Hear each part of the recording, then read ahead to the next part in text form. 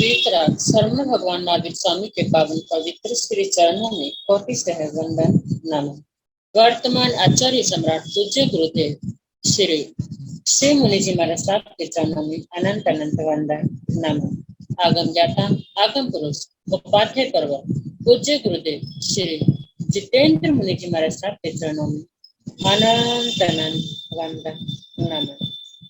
Online education के प्रणेता संघ सेतु उपाध्याय परिवार पूज्य गुरुदेव श्री रविंद्र मुनि जी महाराज साहब के चरणों में वंदन नमः। ऑनलाइन एजुकेशन में पधारे हुए सभी गुरु भगवान एवं गुरनी तुल्य समस्त महासाधु ग्रंथ के चरणों में वंदन नमः। आज ज्ञानदाता आगम पढ़ाता पूज्य गुरुदेव श्री जी की प्रत्यक्ष वंदना का लाभ ले रही हैं घोर तपस्वनी महासाध्वी श्री चेतना जी महाराज साहब, उग्र तपस्वनी महासाध्वी श्री चंदना जी दुल्लो जी महाराज साहब आदि थाना।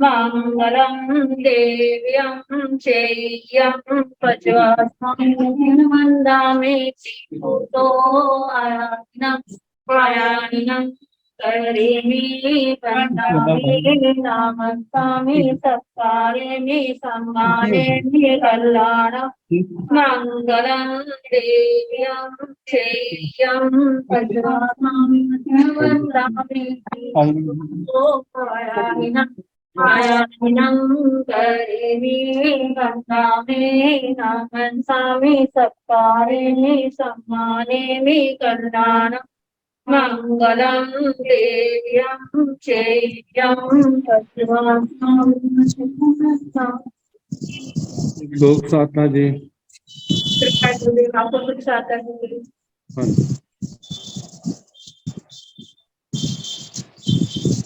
यह आगम वाचना निरंतर व निर्बाध गति से चलती रहे, इस हेतु सभी तपस्वी अपना अपना सहयोग दे रहे हैं।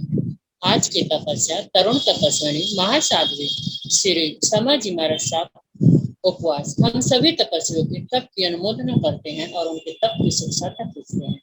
अब हम पूज्य गुरुदेव श्री जी से प्रबल प्रार्थना करते हैं कि आप अपनी अमृतमय वाणी से हमें कृतार्थ करें। पधारे गुरुदेव मथेन वंदन। हाँ जी।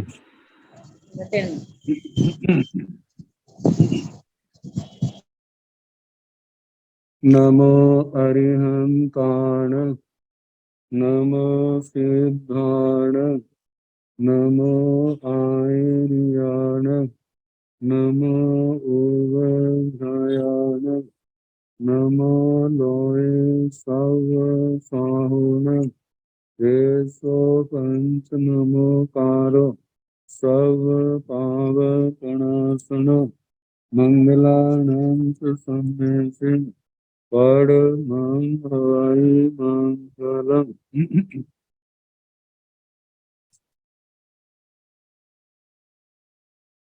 जिन शासन जिन वाणी सदा जयवंत हो, श्रवण संग सदा अविचल मंगल हो।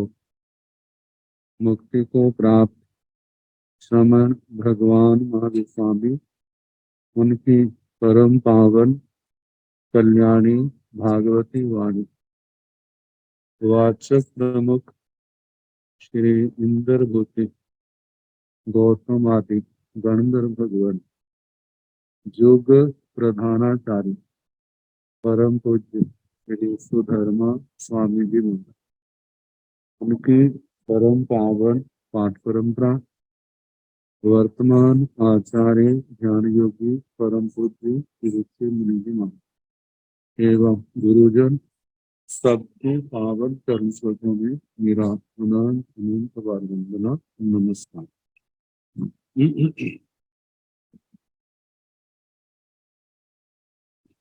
आगम परिषद में विराजमान वरिष्ठ मुनिराज अन्य मुनिगण परम आदरणीय भगवती स्वरूपा महासाधु श्री स्थानंग सूत्र की वाचना प्रारंभ है। चतुर्थ स्थान और उसका प्रथम उद्देश्य सुनाया जा रहा है। ध्यान का प्रकरण चल रहा है।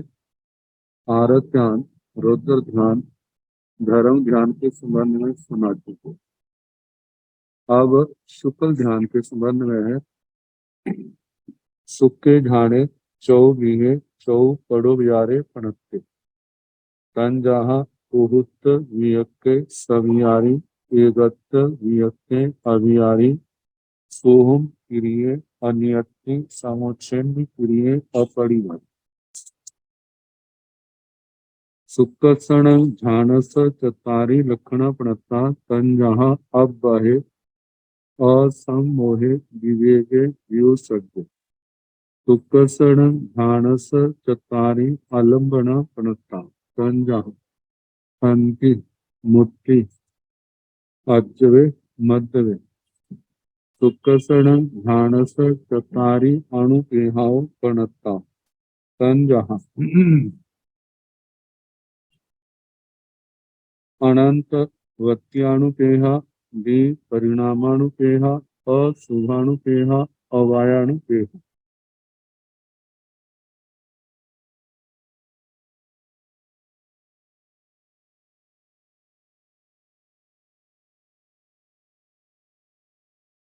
सुक्के झाणे चौ बिहे चौ पड़ो यारे पणत्तु सुक्के झाणे शुक्ल ध्यान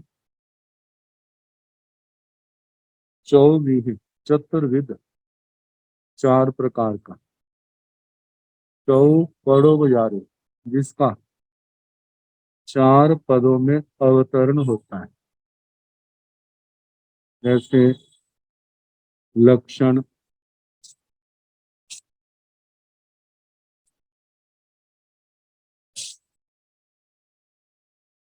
जिसके भेद हैं, जिसको पाद के नाम से कहते हैं पाए, लक्षण, आलंबन और अनुप्रेक्षा। तो 4 पदों में जिसका अवतार अवतरण होता है ऐसा पणत्ते कहा है। तन जहा जैसे के उहुत बियक के सभी आदि उहुत उहुत की छाया है पृथकत्व,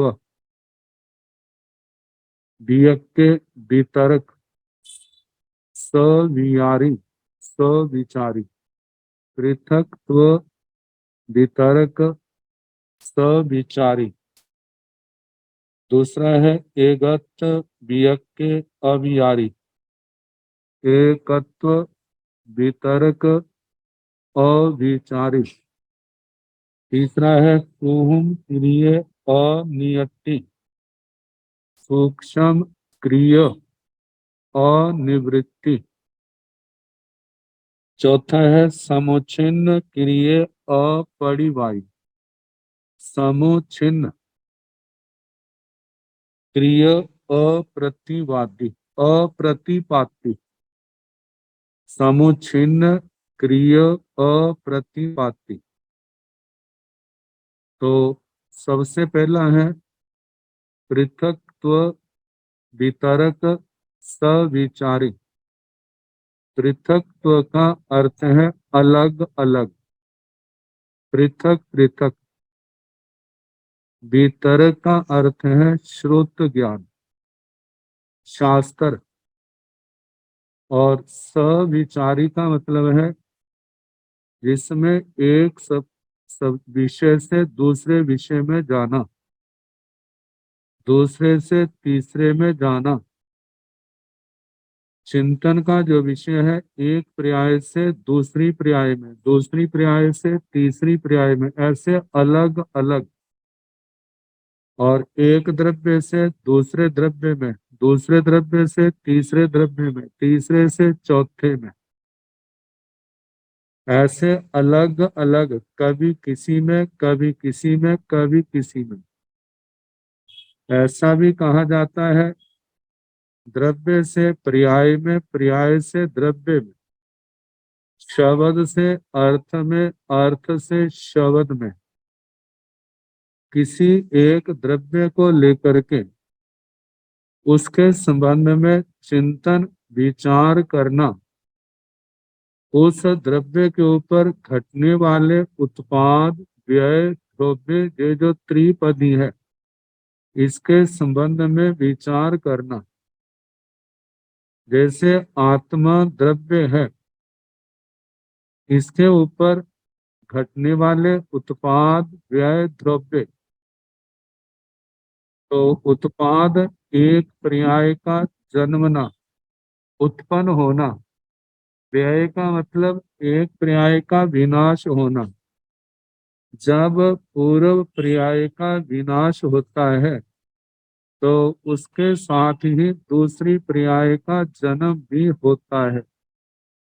ऐसे पर्यायों का उत्तरोत्तर एक का विनाश और एक की उत्पत्ति होती जा रही है।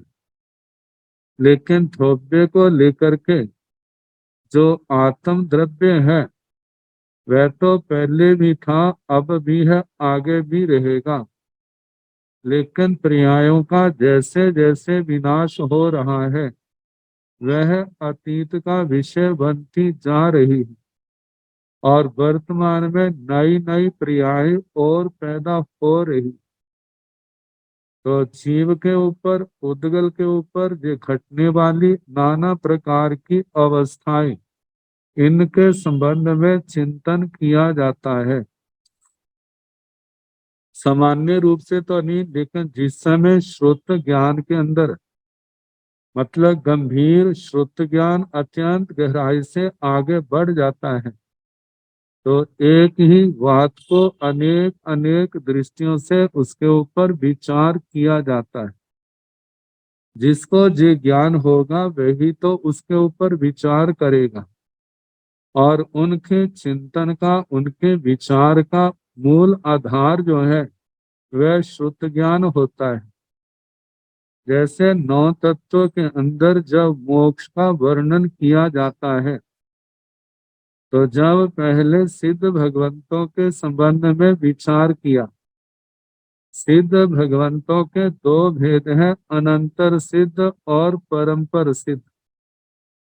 अनंतर सिद्ध, परंपर सिद्धों का भेद का वर्णन करके फिर उसके पश्चात कहा जाता है 7 पद प्ररूपणा द्वार, जो अनुयोग द्वार की शैली से जिसके ऊपर चिंतन किया जाता है। कोई भी आत्मा सिद्ध होती है तो किन अवस्थाओं से, किस पर्याय से सिद्ध होती है। तो सतपद प्ररूपणा के 10 द्वार कहे। जैसे पहले कहा है कि 4 गतियों में से मनुष्य गति से सिद्ध होते हैं, 3 गतियों से नहीं। 6 काया में, 5 जातियों में से पंचेंद्रिय जाति से सिद्ध होते हैं, शेष जातियों से नहीं। 6 काया में से 13 काय की पर्याय से सिद्ध होते हैं, शेष कायों से नहीं। भव्य जीव सिद्धि को प्राप्त करते हैं, अभव्य नहीं। अनाहारक जीवों की अनाहारक जीव जब सिद्ध होते हैं तो अनाहारक होते हैं, आहारक अवस्था में जीव सिद्ध नहीं होता। संगी जीव सिद्ध होते हैं, असंगी नहीं। क्षायिक सम्यक्तों वाले जीव सिद्ध होते हैं, शेष सम्यक्तों वाले। उन सम्यक्तों के अंदर आत्मा की सिद्ध गति नहीं होती। 5 ज्ञानों में से केवल ज्ञान वाले सिद्ध होते हैं, शेष ज्ञान वाले उस पर्याय में आत्मा सिद्ध नहीं होती। 4 दर्शन में केवल दर्शन वाले सिद्ध गति को प्राप्त होते हैं, उस शेष दर्शनों में नहीं। 5 प्रकार के चारित्र में से यथाख्यात चारित्र पालन करने वाले सिद्ध होते हैं, शेष चारित्रों में आत्मा की सिद्ध गति नहीं होती। तो इस प्रकार सतपद प्ररूपणा के 10 द्वारों का चिंतन किया। जब आगे द्रव्य की दृष्टि से चिंतन करते हैं तो द्रव्य से सिद्ध भगवान संख्या में कितने हैं? अनंत है। जब क्षेत्र की अपेक्षा से देखा जाता है तो जहाँ पर सिद्ध भगवान विराजमान है वह लोक का असंख्यात्म भाग है। सपर्शना की दृष्टि से विचार करते हैं तो वह भी लोक का असंख्यात्म भाग है, लेकिन क्षेत्र की अपेक्षा से सपर्शना का कुछ हिस्सा ज्यादा होता है। आगे काल की दृष्टि से देखा जाए तो समुच्चय सिद्धों की अपेक्षा से अनादि अनंत है। एक एक सिद्ध की अपेक्षा से देखा जाए तो सिद्ध भगवंतों की आदि तो है, लेकिन उनका अंत नहीं होता। संसार से कर्मों के बंधनों को से मुक्त हुए हैं वह तो सिद्ध गति की आदि हुई, लेकिन उन्होंने कभी भी संसार दशा में आकर के जन्म नहीं लेना, इसलिए वो अपरिवर्तित मतलब अनंत है। वह सिद्ध अवस्था जिसकी आदि है लेकिन अंत नहीं है। भाव की अपेक्षा से भाग की दृष्टि से देखा जाए तो सिद्ध भगवंत जो है वनस्पति काय को छोड़ करके शेष 23 दंडकों से सिद्ध भगवंतों की जो गणना है वह अनंत गुणा है। और वनस्पति काय की दृष्टि से देखा जाए तो सिद्ध भगवंतों से वनस्पति काय के जीव अनंत गुणा ज्यादा है। भावों की दृष्टि से देखा जाए तो सिद्ध भगवंतों में क्षायिक और परिणामिक भाव पाए जाते हैं, शेष भाव नहीं पाए जाते।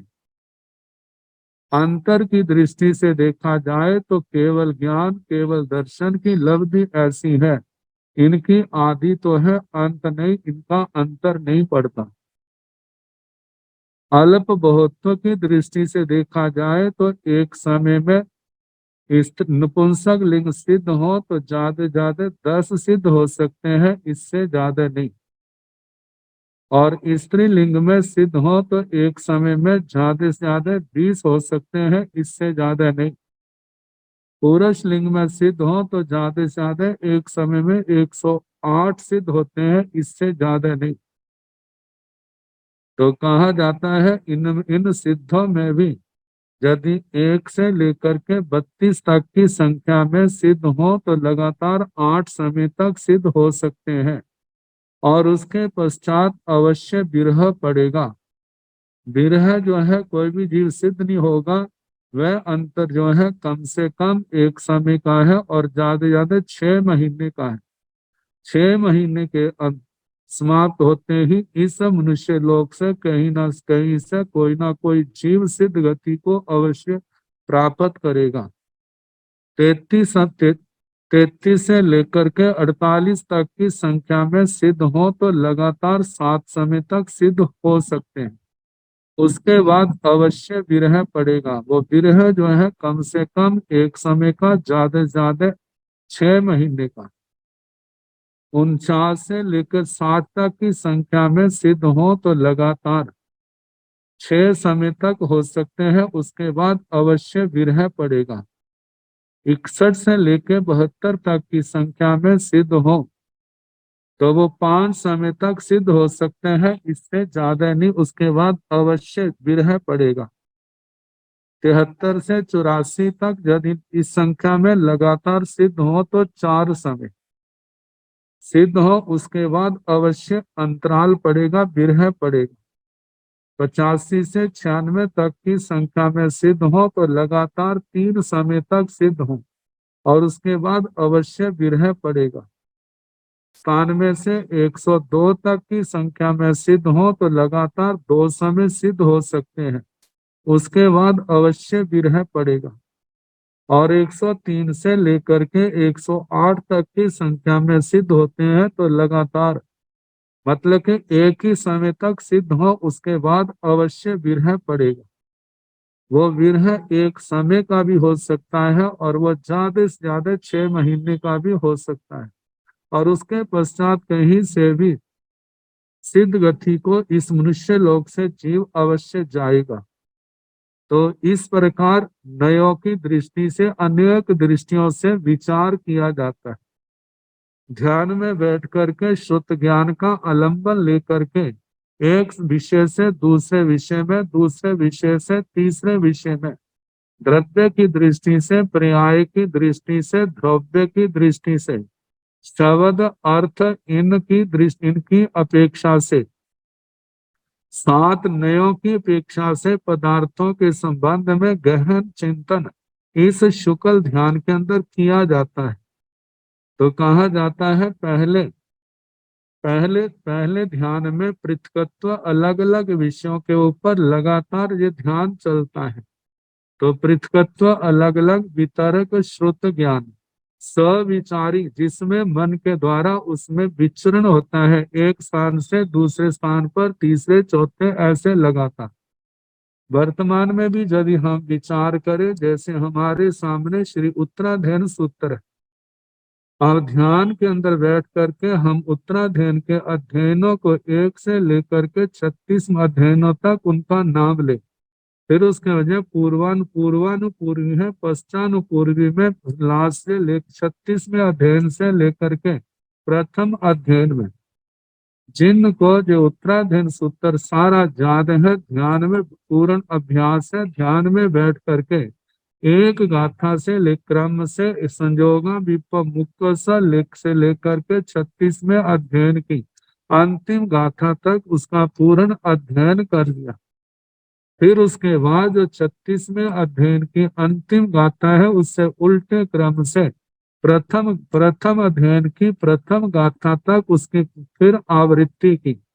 तो कहा जाता है इस समय अत्यंत एकाग्रता की आवश्यकता पड़ती है, बिना एकाग्रता से ऐसा ध्यान संभव नहीं है।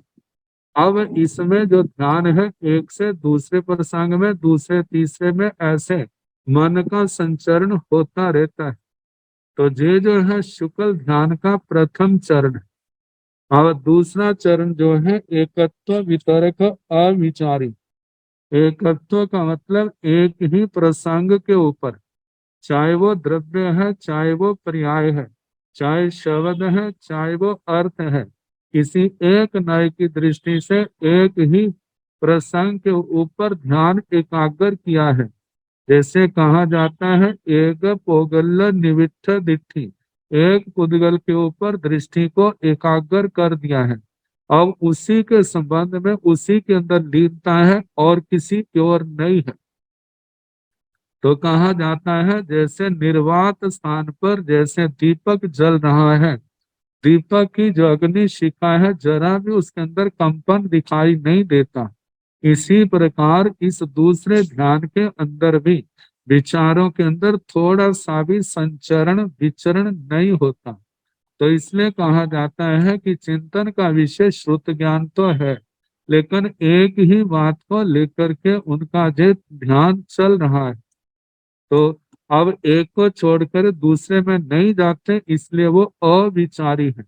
तो इसलिए दूसरे ध्यान का नाम है एकत्व वितरक अविचारी। कहा जाता है पहले दो ध्यान जो है जिस छद्मस्त में पाए जाते हैं, और इनके संबंध में आचार्य भगवान पूज्य श्री आत्माराम जी महाराज ने अलग अलग विचारधाराएं इस टीका के लास्ट में लिखी है।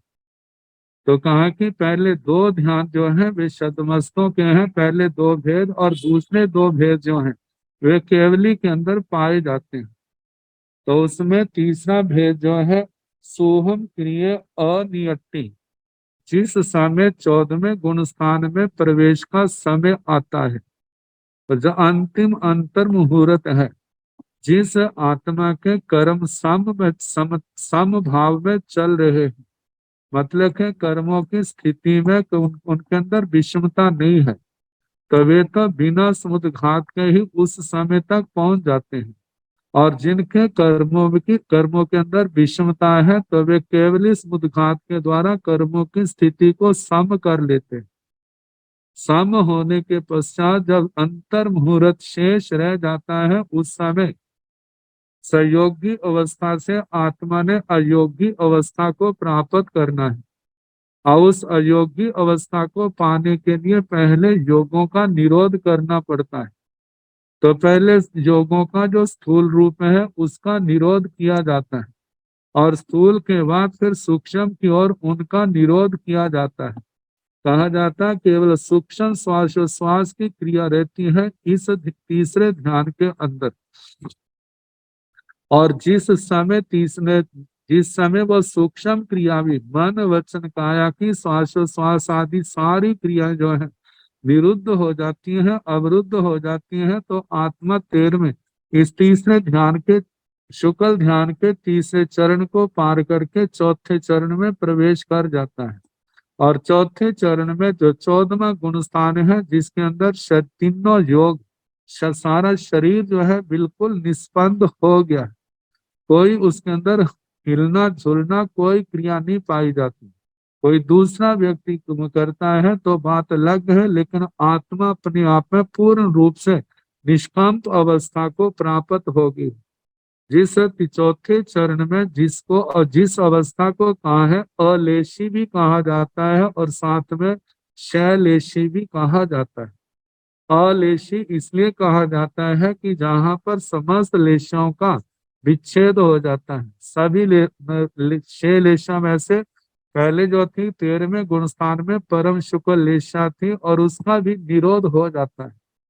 और शैलेशी इसलिए कहा जाता है, शैल पर्वत को कहा जाता है पर्वत, ईश स्वामी को कहा जाता है प्रमुख को, तो शैलेश मेरु पर्वत के लिए आता है। तो कहा कि शैलेश के समान है जिनकी अवस्था वो शैलेशी अवस्था है।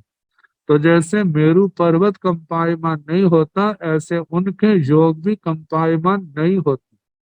और कहा जाता है इस शुक्ल ध्यान के जिस 14वें गुण स्थान का 5 ह्रस्व अक्षर उच्चारण जितना है, जैसे अ ई उ री नरी इतने समय मात्र में शेष जो अघाती कर्म थे उनका क्षय हो जाता है और एक ही समय में केवल ज्ञान के उपयोग में आत्मा सिद्ध गति को प्राप्त हो जाती, लोकाग्र में जाकर स्थित हो जाती।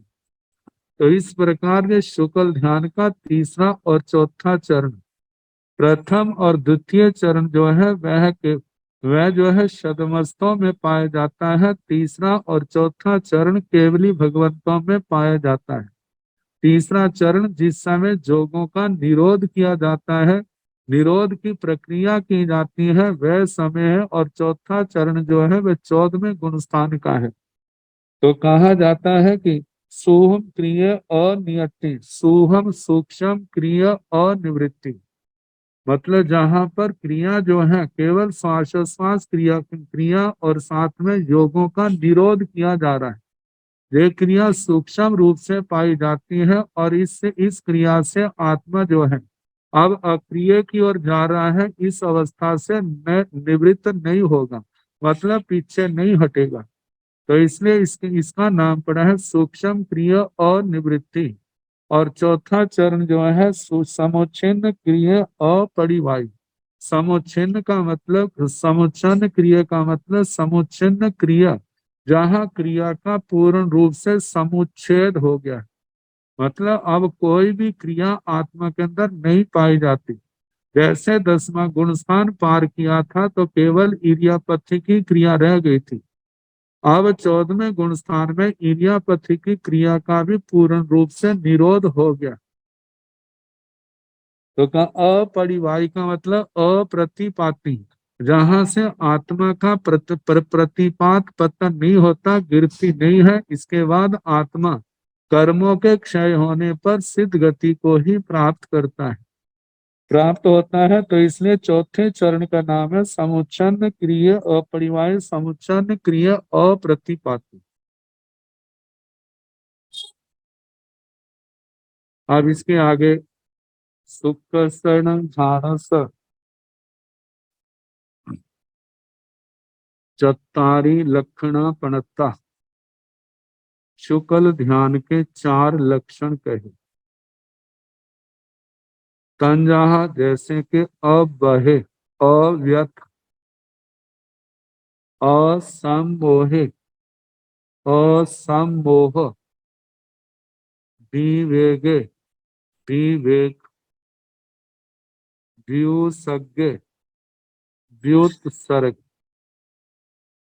अवहे, अव्यथ। जब शुक्ल ध्यान में आत्मा स्थित होता है शारीरिक कितनी भी वेदना क्यों ना हो, आत्मा का ध्यान शरीर से ऊपर उठ जाता है, आत्म स्वरूप में रमण, तो उनको जरा सी भी वेदना का अनुभव नहीं होता। शरीर जल रहा है, मैं शरीर नहीं हूं, शरीर पौद्गलिक है, मेरी आत्मा को कोई जला नहीं सकता, मेरी आत्मा अदाह्य है, शरीर अलग है, आत्मा अलग है। कोई शरीर को काटता है तो ऐसी अवस्था में जरा भी व्यथा का अनुभव नहीं, शरीर कट रहा है, मेरी आत्मा को कोई काट नहीं सकता।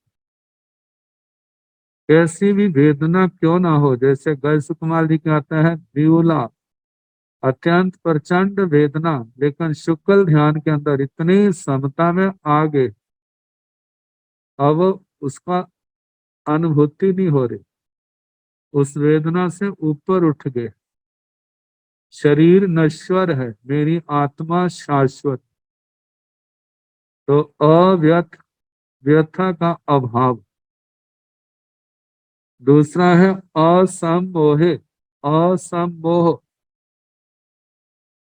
कितनी भी संसार की माया शुक्ल ध्यान से उस आत्मा को मोक्ष मार्ग से गिराने का प्रयास क्यों ना करे, लेकिन वो उस संसार की देवी माया से वंचित नहीं होते, ठगे नहीं जाते। जैसे कहा जाता है जिस समय जिनका सूली का सिंहासन बना था वो सुदर्शन जब अणगार अवस्था में है, वो व्यंत्री अवस्था को प्राप्त, वह अभया रानी नाना प्रकार के उपसर्ग दे रही, लेकिन वह सुदर्शन अणगार का जीव जो है उस माया से प्रभावित नहीं हुआ, जरा भी अपने मार्ग के प्रति शंकाशील नहीं हुआ, और क्षपक श्रेणी का आरोहण करके उसने केवल ज्ञान केवल दर्शन पाया। दूसरी ओर कहा जाता है आठवें बलदेव, जिस समय वह 14 पूर्वों के धारक थे, शुक्ल ध्यान में आरोहण करने लगे, और उस समय सीता माता का जीव जो 12वें देवलोक में इंद्र के रूप में था, मोह को प्राप्त हुए, जे तो मोक्ष में जाने लगे, अभी ना जाए, इकट्ठे ही आगे हम जाएंगे। तो उनको रोकने के लिए उन्होंने नाना प्रकार के माया जाल वहां पर रचे, लेकिन श्री रामचंद्र जी महाराज उस माया जाल से जरा भी प्रभावित नहीं हुए, और क्षपक श्रेणी का आरोहण करके घाती कर्मों को क्षय करके उन्होंने भी केवल ज्ञान केवल दर्शन पाया। तो कहा जाता है आत्मा को ठगने के लिए कैसी भी कोई बड़ी से बड़ी देवी शक्ति उस आत्मा को भ्रमित करने के लिए आए, तो वो ऐसे ध्यान की आराधना करने वाले उनके माया जाल से जरा भी प्रभावित नहीं होते। तो इसलिए शुक्ल ध्यान का दूसरा लक्षण कहा असम्मोह, जो दूसरे से मूढ़ अवस्था को नहीं प्राप्त होते, दूसरे की आत्मा से प्रभावित नहीं होते, जो दूसरे से सम्मोहित नहीं होते। अब तीसरी बात है विवेक, विवेक, आत्मा अलग है, शरीर अलग है, आत्मा अभौतिक पदार्थ है, शरीर भौतिक पदार्थ है, चाहे वो औदारिक शरीर हो, चाहे वो वैज्ञानिक शरीर हो, चाहे वो आहारक शरीर हो, तेजस शरीर हो, कार्बन शरीर हो, ये सब कुछ क्या है, अलग है। जब आत्मा और शरीर अलग अलग है तो दुनिया के नाते एक कैसे हो सकते। वह संसार के अंदर जीव है और जड़ पदार्थ, ये आत्मा अजीव पदार्थ, इन सब से अपनी आत्मा को अलग अनुभव करना, विवेक। और चौथा है द्युसर्ग द्युत्सर्ग। द्युत्सर्ग का उत्सर्ग जो विशेष त्याग के रूप में प्रसिद्ध है, जो निर्जना के 12 भेदों में तपस्या के 12वां भेद, जिसके अंदर कहा जाता है 2 प्रकार का, बाह्य और आभ्यंतर, गान शरीर उपधि आहार। कहा जाता है ये जो है बाह्य द्रव्य व्युत्सर्ग, जब आत्मा 8 महागुणों से संपन्न होता है, आचार्य आदि संग से आज्ञा लेकर के एकल विहार प्रतिमा स्वीकार करते हैं, जिन कल्प आदि स्वीकार करते हैं तो उस समय गण को छोड़ते हैं, तो ये गण व्युत्सर्ग। और उसके बाद है शरीर व्युत्सर्ग।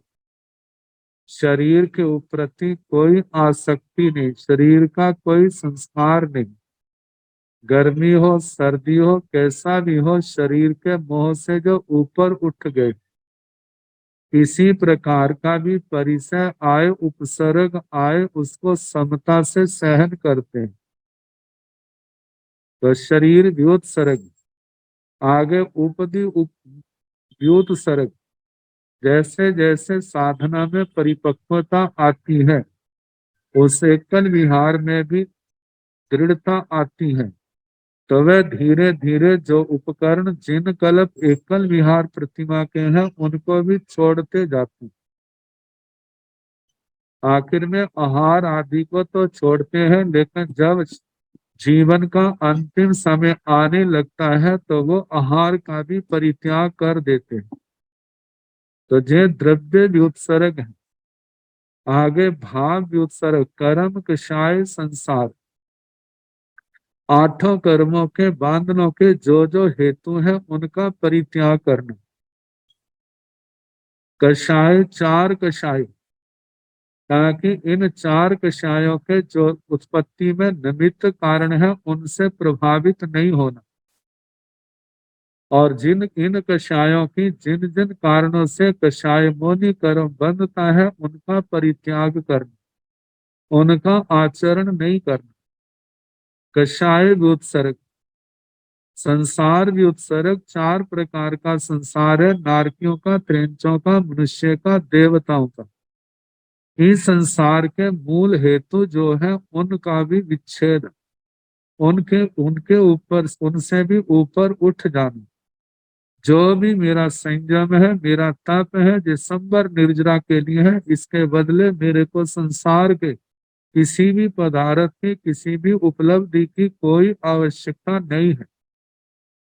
हम तो मोक्ष मार्ग के पथिक हैं, सिद्ध गति को पाना है। इस प्रकार जितने भौतिक पौद्गलिक पदार्थ हैं सब की आसक्ति से ऊपर उठ गए, तो इस प्रकार ये व्युत्सर्ग की भावना, व्युत्सर्ग। आगे कहा सुकर्षण झाणस चत्तारी आलम्बना पणता तंजहा खंति मुक्ति मध्यवे अज्जवे। वैसे और प्रतियों में तो ऐसे आता है खंति मुक्ति अज्जवे मध्यवे, लेकिन जहां पर ये पाठ ऐसे दिया है खंति मुक्ति मध्यवे अज्जवे, तो शुक्ल ध्यान के 4 आलंबन कहे हैं। तंजहा जैसे कि खंति शांति, शांति का मतलब सेना, मुक्ति का मतलब मुक्ति निर्लोभता, मध्यवे का मतलब मार्तव मृदुता, आर्जवे का अर्थ आर्जव रिजुता। कहा जाता है ये गुण सामान्य साधु साध्वी में भी पाए जाते हैं, लेकिन जो शुक्ल ध्यानी है उनके अंदर ये गुण अनंत रूप को प्राप्त हो जाते हैं, जिनका आर पार सामान्य व्यक्ति नहीं पा सकता। अब खंती है, क्षमा भाव कितना है, चाहे कितना भी कोई उसका नुकसान भौतिक क्यों ना कर दे, लेकिन आत्मा में जरा सा भी विक्षोभ भाव नहीं आता, और सहनशीलता की कोई उनके अंदर बात नहीं। मानो साधना के अंदर कोई विघ्न भी डालता है तो वो वहां पर भी क्षमा भाव रखते। कहा जाता है कि जे अपना कार्य कर रहा है मुझे अपना कार्य करना, और मेरा कार्य जो है वो क्रोध में नहीं है, आवेश में नहीं है। मेरा कार्य तो अपने आप को क्षमा भाव में रखना है। जब ये दुनिया के लोग जो अज्ञानता से ग्रस्त हैं, अपनी अपनी जिद से अपने मार्ग से पीछे नहीं हटते, तो मैंने तो विवेक पाया है, फिर मैं अपने मार्ग से पीछे क्यों हटूं। तो इस प्रकार वे अपने अनंत क्षमा रूप धारण किए हुए, जैसे कहा जाता, मेरू पर्वत के समान अपनी मर्यादा में अपने संकल्प में जो दृढ़ है, स्थिर है, ऐसे अनंत क्षमा को धारण करने वाले। तो दूसरा है मुक्ति निर्लोभता, संसार के किसी पदार्थ की कोई कामना कोई चाहना नहीं, केवल देह को चलाने के लिए जो आहार आदि की जरूरत है, जब आवश्यकता महसूस होती है तो अभिग्रह के अनुसार गोत्री को जाते हैं, जितनी आवश्यकता है लिया और अपना फिर अपनी साधना में लीन हो। वस्त्र पात्र जो आवश्यक है अभिग्रह के अनुसार जहाँ गए हैं मिले हैं, और उनके ऊपर भी किसी प्रकार की आसक्ति नहीं है। ये केवल संयम पालन के निर्वाह मात्र के लिए उपकरण है। वैसे जैसे जैसे शरीर छूटेगा उसके साथ इन सब का क्या होगा, परित्याग हो। तो मुक्ति का मतलब निर्लोभता, कोई संसार की चाहना नहीं। मानो संसार में देवी शक्तियां भी उनको भौतिक संसार का प्रलोभन दे, तो कहा जाता है आंख उठा के तो क्या देखना, मन से भी भावना उस ओर नहीं करते, ताकि जो हमें ये पाना तो दूर रहा, जो कुछ हमारे पास है हमने तो सारी भौतिक संपदा को छोड़ना है। क्योंकि जो भौतिक संपदा जो है उस निर्वाण में, उस मोक्ष में, सिद्ध गति में बाधक है। तो अनंत जिनके अंदर क्या है, संतोष है। आगे मध्य में मार्दव मृदुता, क्रोध के कारण अभिमान के कारण किसी प्रकार की उनके अंदर कठोरता नहीं है। आत्मा कैसे मृदु भाव से संपन्न है, मार्दव मृदुता, कोमलता, कोई आवेश नहीं, कोई किसी प्रकार का रूखापन तिखापन उनकी प्रकृति में नहीं है। अनंत मृदुता के गुण से संपन्न है। चौथा है आर्जव, आर्जव आर्जव रिजुता, रिजु से आर्जव शब्द बना है। तो कहा कि मन के अंदर किसी प्रकार का भी छिपाव नहीं है, जिसको कह देते हैं कि उनकी खुली किताब है। उनके जीवन को कोई भी कहीं से भी देख सकता है। मन के अंदर किसी प्रकार का कोई माया भाव नहीं है, किसी कोई पाप के छिपाव की बात नहीं है। ऐसे निर्मल चित्त निर्मल आत्मा, तो ऐसे अनंत क्षमा अनंत निलोभता अनंत मार्दव अनंत आर्जव से संपन्न है। और देखा जाए इन्हीं गुणों के आलंबन से जीव जो है इस संसार सागर को पार कर जाता है, कर्मों की दलदल को लांग जाता है, और इन गुणों के बिना संसार की दलदल को लांघना संभव नहीं है। तो शुक्ल ध्यानी के अंदर ये चार महागुण उनके अंदर प्रकट हो गए। अब इसके आगे अनुप्रेक्षाएं, शुक्ल शरण ध्यान चत्तारी अणुपेहाव प्रणता। शुक्ल ध्यानी के चार अनुप्रेक्षाएं कही, आलम्बन शब्द या आलम्बन का अणुपेहाव, ये शब्द आना चाहिए। शुक्ल ध्यानी, शुक्ल ध्यान की चार अनुप्रेक्षाएं कही है, तंजहा जैसे के अनंत वत्यानुपेहा, परिणामानुपेहा, अशुभानुपेहा, अवायानुपेहा,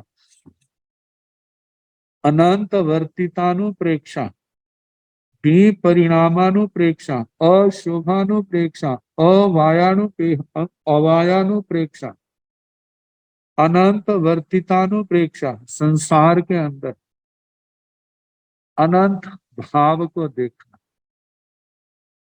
कहा जाता है इस संसार में जो जीव ने परिभ्रमण करते हुए एक एक नरक में, एक एक नरकावास में, एक दो बार नहीं, अनंत अनंत बार वहां पर जाकर के जन्म लिया। आयु के जितने स्थान हैं, प्रत्येक स्थान को इस आत्मा ने अनंत अनंत बार भोगा है। जैसे सातों नरकों का आता है, इसी प्रकार भवनपति, वाणव्यंतर, ज्योतिष, भवनपतियों के स्थानों का कहना। एक एक स्थान को इस आत्मा ने देवता के रूप में, देवी के रूप में इस आत्मा ने अनंत अनंत बार भोगा है। आगे पृथ्वी का है, आप का है, तेजस का है, वायु का है, वनस्पति का है, 2 इंद्रिय, 3 इंद्रिय, 4 इंद्रिय, 5 इंद्रिय, त्रयंच है, मनुष्य है, बाण व्यंतर है, ज्योतिषी है। पहले देवलोक से लेकर के 21वें देवलोक तक इस आत्मा ने एक एक भाव को अनंत अनंत बार भोगा है। कहा जाता है कुछ ही स्थान ऐसे हैं जो जीव को प्राप्त नहीं हुए, जैसे 5 उनोत्तर विमान, वहां पर देवता के रूप में जन्म। और कहा जाता है इंद्रों के स्थान है, लोकांतिक देवों के स्वामी देवताओं के स्थान है। और दिशा, जो दिशा कुमारियां जो तीर्थंकर भगवान के जन्म के समय, उनके जन्म कल्याण के समय अपनी अपनी क्रियाएं करती हैं, ऐसे स्थान जो है भक्तों को और निकट संसारी जीवों को प्राप्त होते हैं। बाकी बाकी जो शेष स्थान है प्राय करके इस जीव ने अनंत बार भोगे। ताकि ऐसा कौन सा भौतिक संसारी सुख है जो इस आत्मा ने न भोगा।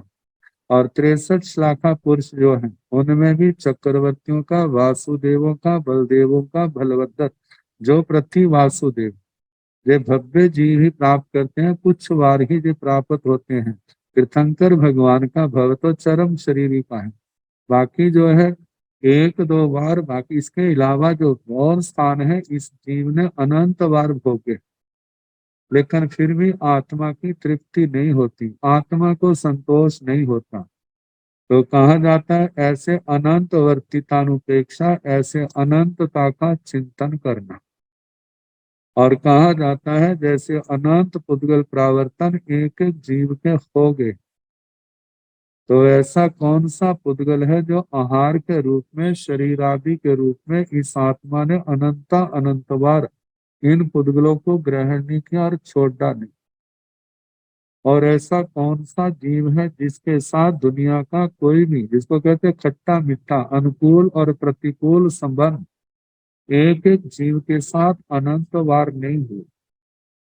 तो इसलिए कहा जाता है कि ये संसार परिभ्रमण, कहीं राग है, कहीं द्वेष है, इसके कारण से नए नए कर्म बनते हैं। इस राग और द्वेष से, कषायों से, विकारों से इस आत्मा को ऊपर उठना है। इन भावों को देखते और शुक्ल ध्यानी जीव इन्हीं का अवलंबन लेके ऐसा चिंतन करते हुए आगे से आगे बढ़ते जाते हैं। आगे भी परिणामानुपेहा में आता, भी परिणामानुप्रेक्षा। जितनी भी संसार की क्रियाएं हैं सारी की सारी परिवर्तनशील, कोई भी पर्याय ऐसी नहीं है जो सदा रहने वाली हो। किसी जीव के पास संसार की क्रियाएं सदा रहे, एक पर्याय मिलती है, समय आने पर उसका परिवर्तन हो जाता है, दूसरी मिलती है, फिर आगे चल पड़ती। अनादि काल से ये सारा विपरिणामन होता जा रहा है। आगे अशुभानुपेहा, संसार के कितनी भी पर्याय अच्छी से अच्छी क्यों ना हो, आखिर वो बिना धर्म के देखा जाए तो अशुभ रूप में ही वो परिणत होती है। इतनी बार हम देखते हैं कितने जीव पूर्व जन्म का पुण्यवान करके आते हैं, उत्तमोत्तम उनको पर्याय, उत्तमोत्तम साधन मिलते हैं, लेकिन धर्म से दूर रहने के कारण से आखिर में जब उनका पुण्य समाप्त हो जाता है और शरीर के ऊपर वृद्धावस्था आ जाती है, कहाँ बचपन में वो स्थिति थी, देवता भी, देवताओं की सुंदरता जिसके आगे फीकी पड़ जाती थी, लेकिन वृद्धावस्था में कोई भी उसको देखने के लिए तैयार नहीं होता। कारण क्या है? उसका पुण्य समाप्त हो गया है, पाप कर्मों से अपनी आत्मा को अत्यंत बोझिल बना लिया। अब आत्मा जो है दुर्गतियों की ओर जाने की तैयारी कर रही है।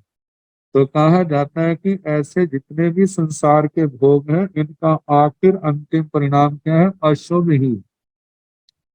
आगे अपायानुप्रेक्षा में संसार के अंदर दुखों के हेतु क्या है? तो कहा जाता है जब चिंतन किया जाता है तो व्यक्ति अपने प्रमाद को ही दोष देता है। कहा इसके अंदर क्या है? 18 के 18 पाप जो है अपने द्वारा जो आचरित है वो ही दुख के मूल कारण। तो इस प्रकार इन चारों अनुप्रेक्षाओं पर उस आत्मा का ध्यान जाता है। ये शुक्ल ध्यान की 4 अनुप्रेक्षाएं।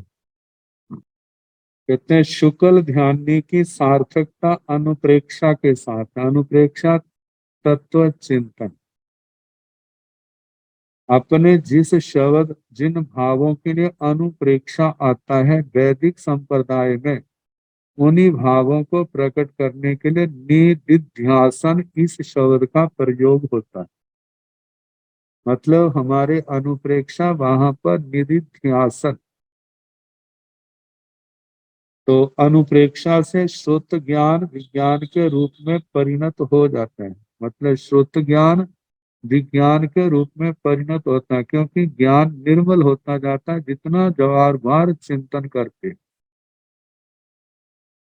और इसके परमानंद की अनुभूति होने लगती है, कर्मों की महान निर्जरा होती। उत्तराधीन सूत्र के 29वें अध्ययन में जहाँ अनुप्रेक्षा की बात आती है तो वहां पर बताया जाता है कि गाढ़े कर्म ढीले पड़ जाते हैं, गाढ़ा रस पतला पड़ जाता है, लंबी स्थिति छोटी हो जाती है, कर्मों के जो प्रदेश हैं वो कम होते जाते हैं। ये सारा किसके कारण से? अनुप्रेक्षा के कारण। लेकिन इस अनुप्रेक्षा में उतरने के लिए आत्मा को वाचना पृच्छना परिवर्तना पहले 3 अंग अवश्य करने हों। क्योंकि फिर ही जब ये पहले 3 अंग हैं तो फिर ही उसकी अनुप्रेक्षा ठीक चलेगी। नहीं तो क्या होगा? जब ये तो अपना ज्ञान नहीं है तो चल चिंतन करना कुछ था, संसार के प्रवाह में बह जाए। तो कहा जाता है कि अनुप्रेक्षा के लिए स्वाध्याय जो है परम आवश्यक है। गणघाती कर्मों का विलय भी अनुप्रेक्षा से ही होता है। कहते इतना समझने की शुक्ल ध्यान के पहले 2 चरणों में ही अनुप्रेक्षा का सद्भाव पाया जाता। मतलब केवली भगवान चिंतन नहीं करते, क्योंकि उनको तो साक्षात है, जो कुछ है सब कुछ साक्षात। सदमस्त के ज्ञान में अपूर्णता होने के लिए वो विशेष को जानने के लिए चिंतनशील होता है। तो जो अनुप्रेक्षा है जो पहले 2 चरणों में पाई जाती है, दूसरे चरणों में नहीं होती। क्योंकि अनुप्रेक्षा शुद्ध के ज्ञान के द्वारा की जाती है, केवल ज्ञान होने पर अनुप्रेक्षा नहीं होती। तो शुक्ल ध्यान की पहली भावना जो अनुप्रेक्षा है, इस संसार चक्कर में आत्मा ने अनंत वार जन्म मरण किए हैं, क्योंकि संसार भी अनादि है और आत्मा भी। इस भव सागर से पार पहुंचना दुष्कर ही नहीं अपितु अत्यंत दुष्कर है। अतः नरक त्रियंच मनुष्य और देव 4 गतियों में जीव अनादि काल से भटक रहा। आत्मा अनंत बार भव भ्रमण कर चुका है। इस प्रकार की गई भावना को अनंत वर्तितानुप्रेक्षा कहते हैं।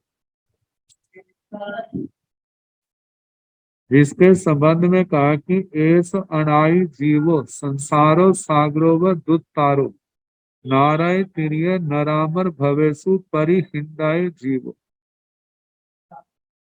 कहते हैं एस अनाई जीवो, जो जीव क्या है? अनादि है। संसारो, संसार जो है सागरो व दुत्तारो, सागर समुद्र के समान पार करना बड़ा मुश्किल है।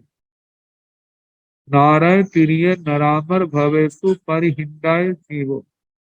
जीव जो है नारायण नारक तिरिय त्रियंच नरामर मनुष्य और अमर देव भवों में अनादि काल से परिहिंदाय परिभ्रमण कर रहा है। सब ठाणाई असास्याय, तो दूसरा कहा है कि वस्तुओं के परिणामन पर विचार करना, विपरिणामानुप्रेक्षा। जैसे संसार और देवलोक के सभी स्थान विनाशशील हैं, उत्तम से उत्तम भौतिक रिद्धि और भौतिक सुख भी शाश्वत नहीं है। देवलोकों में चाहे लंबी आयु है, पल्योपम सागरोपम, एक किनारा शुरू होता है, दूसरा दिखाई नहीं देता शतमस्तों को, लेकिन फिर भी एक दिन उसका अंत आ जाता है। तो कहा भौतिक रिद्धि भौतिक सुख सभी शाश्वत नहीं है। इस प्रकार की अनुप्रेक्षा को विपरिणामानुप्रेक्षा कहते हैं। जैसे कि सब ठाणाई और सास्याई इह चेव देवलोगे, सुर असुर नारायण रिद्धि विशेषा सुहाई। यह सब ठाणाई और सास्याई जितने भी स्थान है, वहां पर पहुंचने, वो स्थान क्या है? अशाश्वत है। स्थान चाहे वो सदा रहने वाला है देवलोकों के, लेकिन वहां पर जीवों का स्थान जो है वो स्थायी नहीं है। यह चैव देवलोक है, इस मनुष्य लोक में देख ले चाहे देवलोक में देख ले। सुर असुर नारायण रिद्धि विशेषा सुहाई। कहते हैं सुर देवता हो, असुर हो, मनुष्य आदि हो, इन सब के जितने भी रिद्धि विशेष है, सुख है, वो क्या है? अशाश्वत और शाश्वत है।